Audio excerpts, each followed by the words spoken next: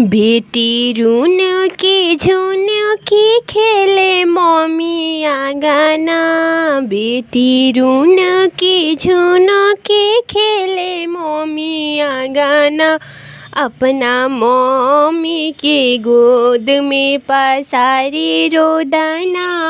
अपना मम्मी के गोद में पसारी रोदना।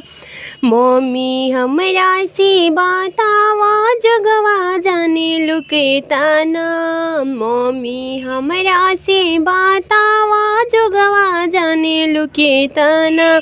मम्मी सब जगवा दे द तू बेटी के अपना। मम्मी सब जगवा दे द तू बेटी के अपना। मम्मी कुछ जगवा हाथे दिहा कुछ आचारा। मम्मी कुछ जगवा हाथे दिहा कुछ आचारा। मम्मी कुछ जगवा रखी द छिपा के आगना। मम्मी कुछ जगवा रखी द छिपा के आगना। मम्मी लेके जाइमी हम त ससुराल अपना।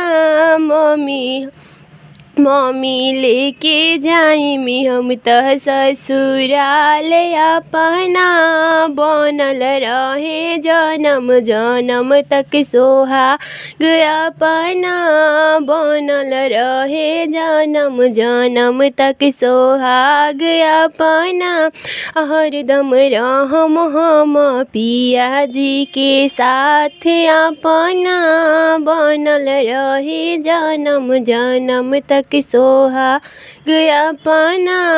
हरदम रहम हम पिया जी के साथ अपना।